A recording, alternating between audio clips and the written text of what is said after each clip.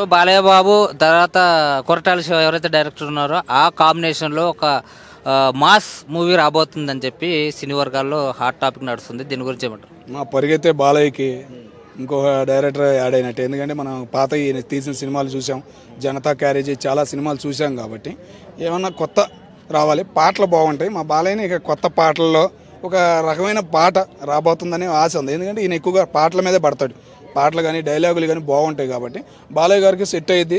ఒక ఆట ఆడుకోవచ్చు మేము కూడా మళ్ళీ అనుకుంటున్నాం. ఇప్పుడు ఆయన కొట్టాల శివ ఏదైతే మొన్న ఇది చేసినాడు, ఎన్టీఆర్ దేవర చేసినాడు, ఆ కాంబినేషన్లోనే వచ్చే అవకాశం ఉంటుంది అనుకుంటున్నాను. అంటే ఆయనకి ఏంటంటే సీన్లు మన బాడీ ఉంటాయి చూసా, బాడీ సెల్ఫీలు ఉంటాయి కదా, ఆ సెల్ఫీలు అనేవి ఈయనకి బాగా పెడతాడు.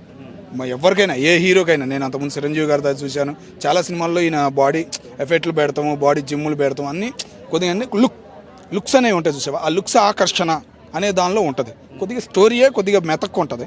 ఆ స్టోరీ మెతక్ బాలయ్యకి నచ్చిద్దా నచ్చదా అది కూడా చూడాలి. నచ్చేటట్టు చేస్తే కనుక బాలయ్యకి హిట్ కొట్టిద్ది, నచ్చకుండా చేశాడా కట్ చేశాడా మరి కట్ అయినట్టే ఉంటుంది. అది అంటే ఇప్పుడు బాలయ్యను చూసుకుంటే మా సినిమాలే ఎక్కువ వస్తున్నాయి, అదే కాకుండా మాస్లోనే కొద్దిగా డిఫరెంట్గా రాబోతుందని చెప్పి ఆయన హింట్ ఇవ్వడం జరిగింది కొట్టాల శివ గారు. దీని గురించి మీరే స్టోరీ ఉండుండిద్ది, ఏదైనా మంచి స్టోరీ ఉండుండిద్ది. బాలయ్య గారు ఒప్పుకున్నారంటే స్టోరీ చూసే ఉంటారు.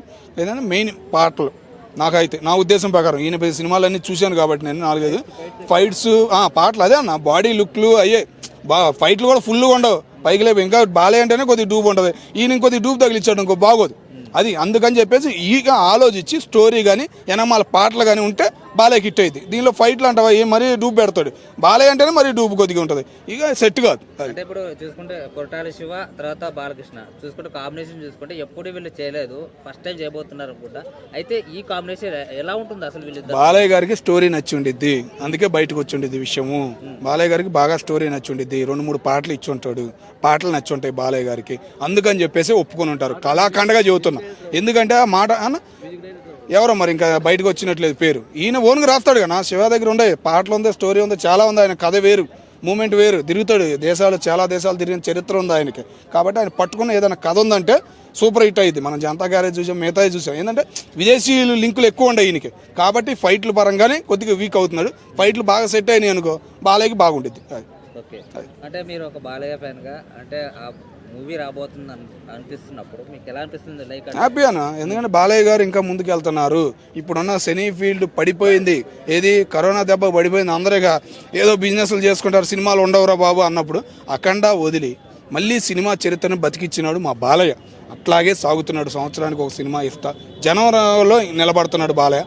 మా ఎన్టీ రామారావు ఎలా చివరిదాకా ఉంటాడో మా బాలయ్య బాబు కూడా అట్లాగే ఉంటాడు. ఇంకా వారసుని దించలేదు అనే బాధ మాలో కలుగుతుంది. వారసుని దించాడు అనుకో ఏ మూమెంట్ వేరే ఉంటుంది. ఇంకోటి ఏంటంటే ఇప్పుడు అఖండ 2 ఏదైతే ఫ్లాప్ అని చెప్తున్నారు, అఖండ 2ని ఎవరన్నా ఫ్లాప్ అంది అన్న ఇను నువ్వు ఫ్లాప్ అంటే నవ్వుతాడు ఎవడైనా.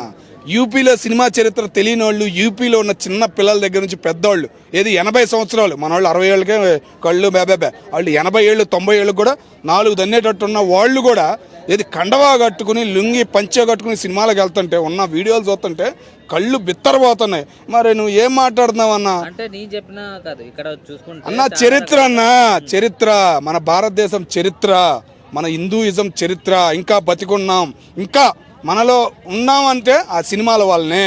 బాలయ్య గారు చేసిన ఆ సినిమా అఖండ తాండవం అనేది తాండవం ఆడిందన్న.